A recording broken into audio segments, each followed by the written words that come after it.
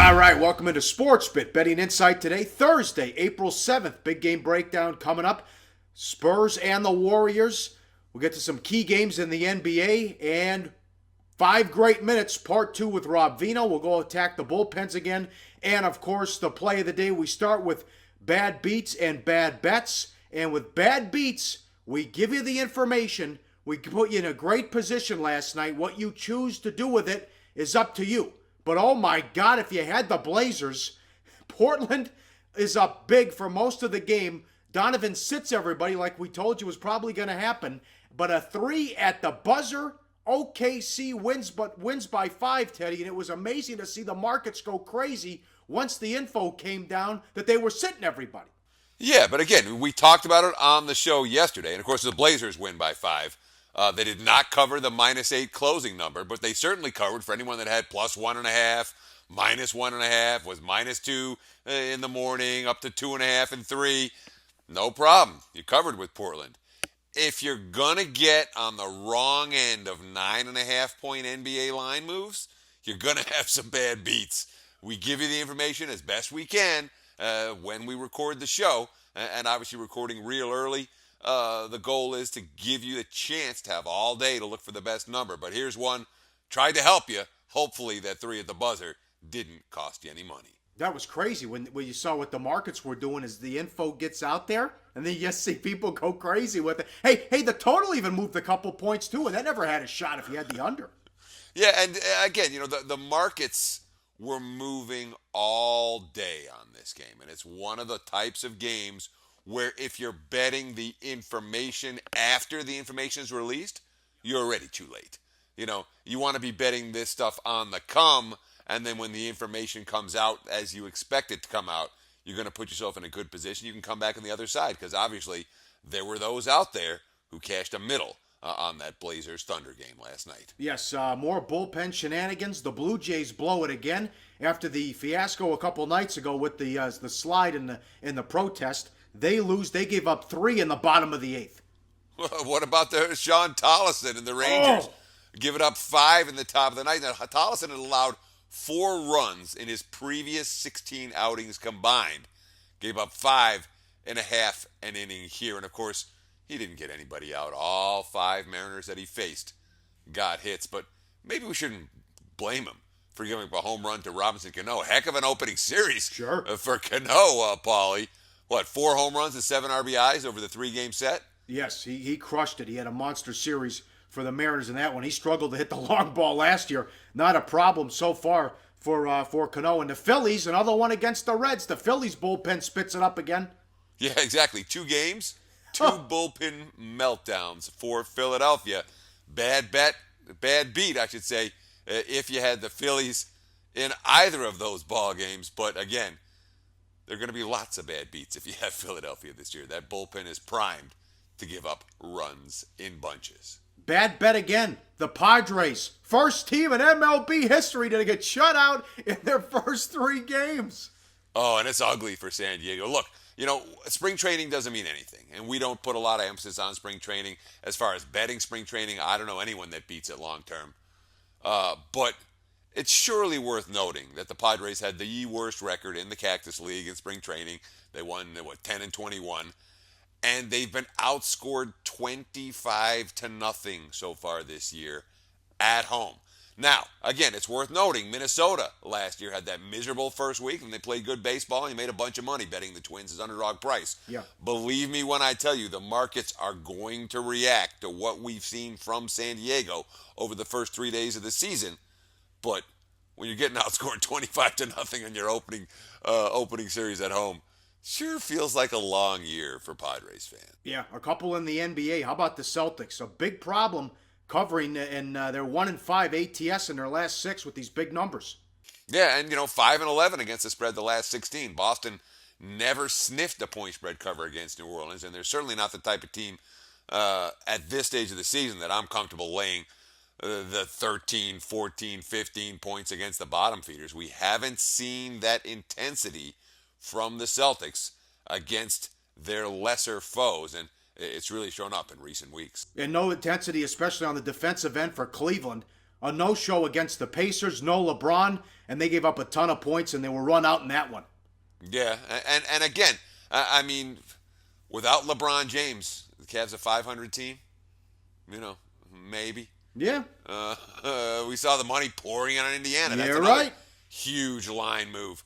Where some books opened the Cavs as 3 points roads favorites, and then of course by the time tip-off came around, Indiana was laying 4, and obviously the Cavs with a no-show in that ball game. Not the first time they've been no-shows without LeBron this season. You got that right. Some more in Major League Baseball. You got the Diamondbacks. They lose as favorites at home again. And how about Story for the Rockies? First guy in the modern era did a home run in his first 3 games.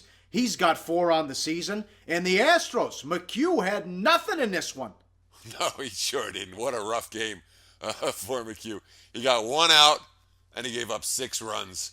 Whatever that thing is that's supposed to be around McHugh's neck, it was definitely too tight on Wednesday. He choked at Yankee Stadium in his 2016 debut and had a great track record against the Yanks and a great track record in the Bronx, but wasn't to be yesterday. And, of course, Michael Feliz behind him wasn't much better.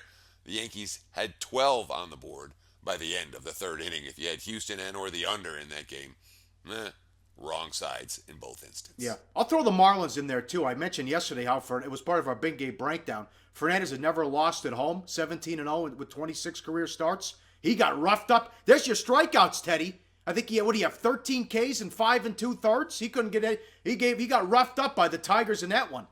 Yeah, and Detroit's come out of the gate hitting. They're striking out, but they're hitting. Lit up Fernandez today. Certainly, if you laid that price. And I did another podcast where I'm like, minus 160, that's cheap on Miami. My number was closer to $2. Glad I didn't lay it. All right. Rob Veno coming up. We got big game breakdown, some key games in the association, and we got the play of the day. All that is coming up on SportsBIT. Betting Insight today.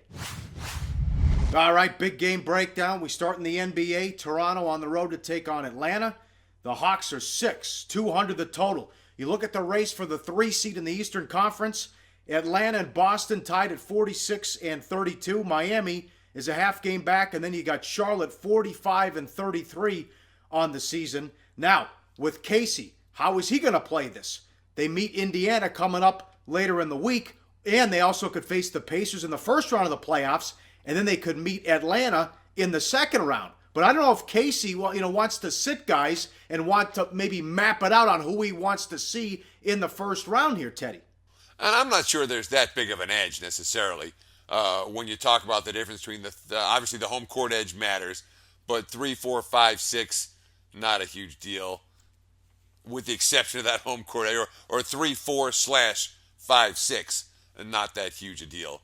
But Toronto's going to finish the number 2. They could catch Cleveland if everything broke right for them. But my hunch is Dwayne Casey doesn't want any part of this chasing for the number 1 seed. Yeah. Nor does Casey want any part of the Raptors trying to decide who their opponent is going to be. Look at the quote.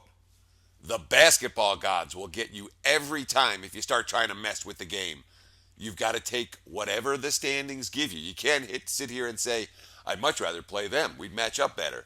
Nah, because you'll get what you asked for. And I kind of agree with Dwayne Casey in that regard. Yeah, it's interesting. In many instances, you're like, I really hope we get this matchup. Let's play for this matchup. Doesn't always work out in real life the way it does on paper. Yep, and Atlanta's been led by their defense in the second half since the All-Star break. You look at this graphic. Points per 100 possessions. They've allowed 96.2. They're number 1 in the league. The Spurs are number 2 at 98.2, followed by Utah, Indiana, and Washington. And again, I know we lit them up when they came back from that All-Star break and lost to a beat-up Miami team and a beat-up Milwaukee team at home. But this team is really playing their best basketball of the season. And you just see the numbers don't lie with that graphic, led by the defense. Yeah, and of course it's reflected in this number. When you look at Atlanta, the markets have slowly been inching their way up on the Hawks, and a number like this, where they're laying 6, that's telling us that the market's finally recognizing Atlanta's dramatically improved play over the course of the last 5 weeks or so. All right, the big one on TNT, the Spurs against the Warriors. Projected line, Golden State 6, 210 the total. I don't know what Pop's going to do. I have no idea how he's going to play this out tonight. What happens Sunday when they see him again at home? They play Denver tomorrow. So I don't know. I have no idea what this guy's going to do. No, and of course, as a bettor, you like to have some idea what the coach's game plan is going to be. And Pop, again, would he shock anyone if he sat all of his starters here and then played everyone in Denver on Friday and then sat everyone again on Sunday? I don't know. I definitely saw some playing possum from Pop in the first meeting this year when Golden State wiped them out by 30 at Oracle Arena. And, maybe we see more of the same. It is going to be a back-to-back situation, and Pop can choose to do anything. But forget about the San Antonio side. Pauly, what's gone wrong with Golden State of late? This team could have gone 1-3 over their last 4 games. They lose to the T-Wolves. And, we talked about it on a very early episode of SportsBIT, how Golden State's problems weren't against the good teams. They were against the mediocre to bad teams, and those were the losses that they'd been suffering. The Milwaukees of the world and the like. Well, they needed OT to beat Utah. They lose at home to Minnesota.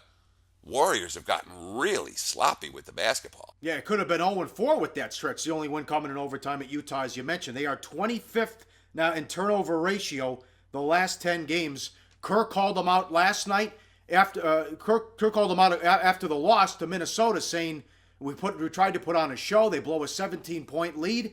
They're tired. I understand that, but this was supposed to be a lock that they were going to break the record after the win at Utah. The loss that Friday night to Boston, then what happened against Minnesota. The turnovers continue to be a problem as you look at that graphic that they're 25th and just getting sloppy and lazy with the basketball. Well, again, the last 10 games when they've had these turnover problems, they're still 7-3 straight up. Yeah. However, 3-7 against the spread in regulation in those ball games. They did get a fraudulent cover against Utah in that extra session. But, Paul, it's not easy to win NBA games. No, you're right. It's not easy to win NBA games even against bad teams. And the cumulative effect of chasing this record, it was never a lock. At no point was it a lock that Golden State was going to beat the best record of all time in NBA history. Well, I thought after they beat Utah, you looked at the schedule. And they got 5-2 was not hard to do with that schedule. But these are the type of teams that they've lost to. Yeah, They're out of gas, Well, they had that stretch. Boston's one thing. You catch them on a back-to-back, and they still couldn't beat them. But to lose to Minnesota when they're up 17, and they had won 114 games in a row when they had a 15-point lead, that shocked the hell out of me there. Well, number one, they were due. They won 115 games in a row when you had a 15-point lead. Eventually, teams blow 15-point leads. It happens in the NBA. But the one thing that Golden State can be happy about, at least Andre Iguodala returned against the T-Wolves. Remember him? The Finals MVP. People forget he was a Finals MVP. The Warriors without Iguodala this season. How about this? 5-11 against the number. Again, that's in regulation. If they covered in overtime as a favorite, I still count the dog as the winner because the dog was the winner in the 48-minute game. 5-11 against the number, and they've lost by an average of more than 5 points per game, 62.5 points during that span. So they do have Iggy back. He's a difference maker for that team, and someone who's in or out of the lineup is not necessarily reflected very well in the point spread. Yes, that's huge to get him back. They've been battling injuries for the last month. To Major League Baseball, the Cubs on the road to take on the Diamondbacks. Lackey against De La Rosa. Lackey and the Cubs, $1.45.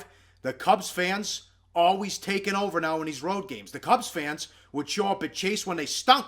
Now they're the team to beat in Major League Baseball. And look at the depth. Bryant and Hayward combined 1 of 16 in the 2 games against the Angels. They still thumped them, outscored them 15-1 in those 2 games, and 4 different Cubbies hit a home run.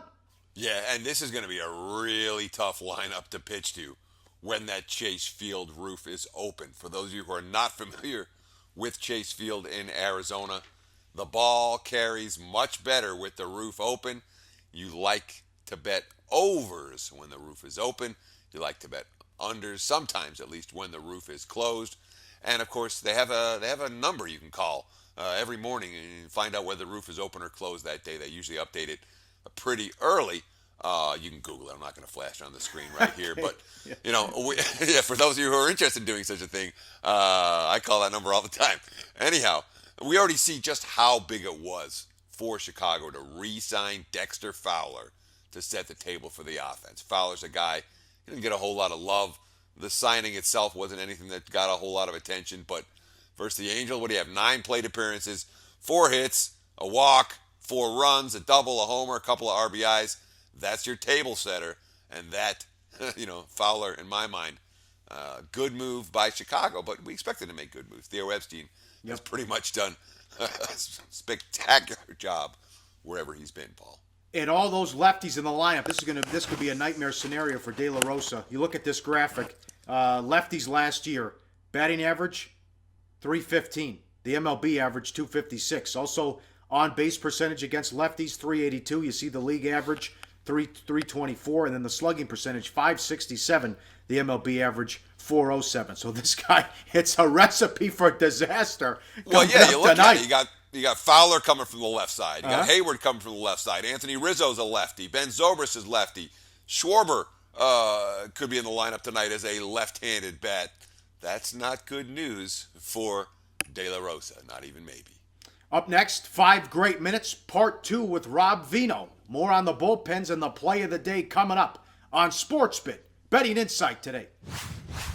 And we're back with Rob Veno from Rob Veno Sports. And Rob is someone that I've known.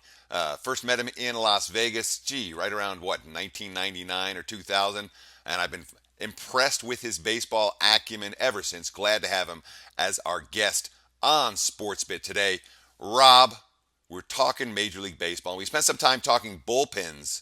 Now I want to spend a little bit of time talking lineups, and then we'll talk lineup bullpen combinations, because when we're talking about top 5 lineups, again, with starting pitching way overvalued in the modern betting marketplace for Major League Baseball, circa 2016. You can't make any money betting on the best starters or betting against the worst starters. We have to look for other areas of value. We talked about bullpens. Let's talk about top 5 lineups. These are teams that are going to be good for putting up runs in bunches. That means they're going to be good run line favorites, and they're going to be good over bets. Let me get your top 5, Rob. Yeah, I think the first 4 are real easy, Teddy. You don't have to be a brain surgeon to figure out that the Cubs are going to be an extraordinary lineup if all goes to form on paper. The Blue Jays would be right in there. I believe the Washington Nationals have made some real good improvement, including Daniel Murphy now in that lineup. So the Nationals would be there. Kansas City, the best contact team in baseball, certainly they're there. And then the 5th lineup, Teddy, I think would be up for argument. You can make good cases for a lot of teams. For sake of this interview and for my purposes, I'll use the Cleveland Indians. I like Michael Brantley a lot. He's not in the lineup to start the season, but when Michael Brantley comes back, I think the Indians would slide in there. But like I say, and we could sit in the bar and argue a lot of teams, and there wouldn't be any wrong argument for about the next 5. Well, what were the?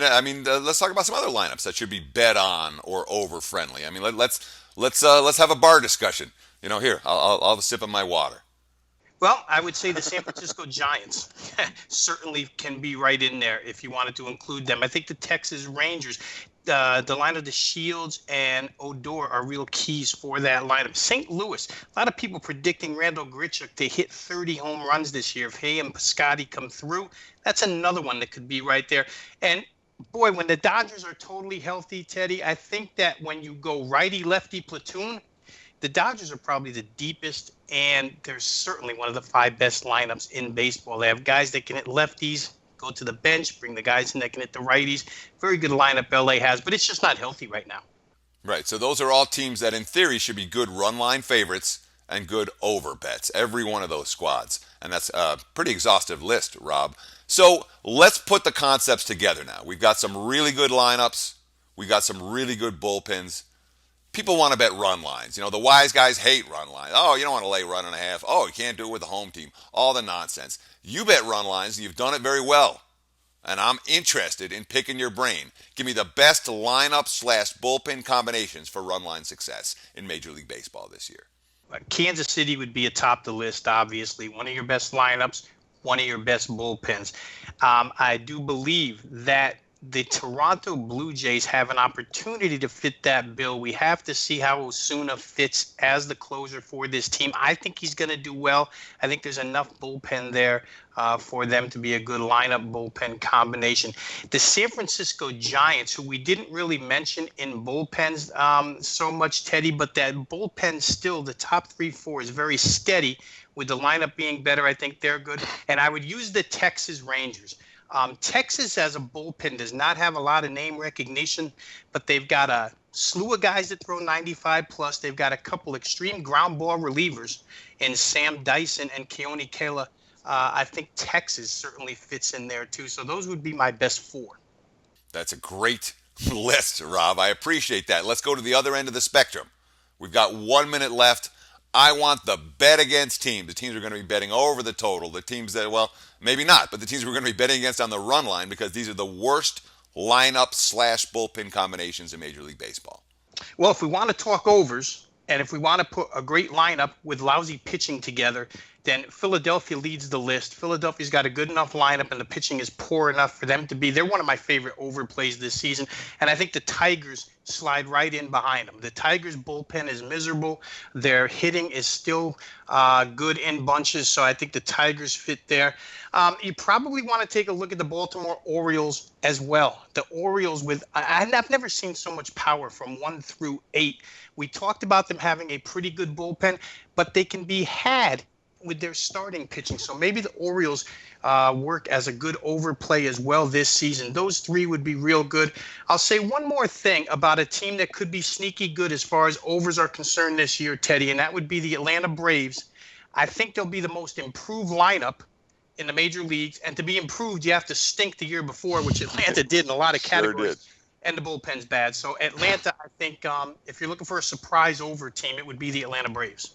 Now, one last concept, Rob, because I really want to get the worst lineup/bullpen combos. These are teams that are going to fail on the run line. Teams you want to be betting against, laying 1.5. Yeah, again, the Phillies, it's not that hard to say Phillies. They're bad at everything. And potentially the Milwaukee Brewers, because the bullpen is terrible, and if the hitting doesn't come through, I think they would be a run line failure. I also think the Detroit Tigers, because they're destined to be favorites in situations, and they're a run line failure. So in those three teams right there, you have a pair of underdogs that probably won't cover plus 1.5, and you've got a favorite that probably won't cover minus 1.5. I think if you were going to start a list, those are the three you would start with: Philly, Milwaukee, Detroit. Rob Veno from Rob Veno Sports, at Rob Veno Sports on Twitter.com. Thank you so much for dropping some serious knowledge. I hope they were taking notes out there. Always a pleasure, Teddy. Thanks for having me. Wrapping it up on SportsBIT. Again, thanks to Rob Veno, part 2 on bullpens. That information on run lines, you're not going to find that anywhere else, Teddy. That was entertaining, part 1 and part 2. Yeah, I mean, again, the goal is to find information that you're not getting elsewhere. I think that Rob Veno interview may have given you some of that, particularly when it comes to these bet on and bet against teams on the run line. And we thought about going to run line for play of the day, but we went with a total instead. Paul, you want me to go? Go ahead. Let me go. Because there is not a better hitter's ballpark than Chase Field in April when the roof is open. We've seen 14 home runs already through 3 games. We have a De La Rosa, who I would no problem betting against in Arizona, and Lackey, who is not a guy I want in his first start. Take a look at Lackey's first start of the year. Go back 4 or 5 years, you'll see some pretty ugly results. So let's take a look.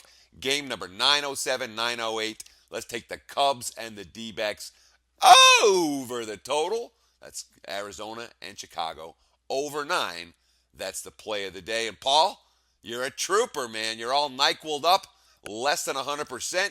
You're playing with one hand behind your back. Did a great job today. Appreciate you coming through in the clutch, despite being a little bit under the weather. Yeah, we're dedicated. Swimming in NyQuil, baby. You got to love it. We get through it. All right. Thanks for the spike in views. Tell your friends we're back Friday on SportsBIT. Pauly and Teddy. Betting Insight today.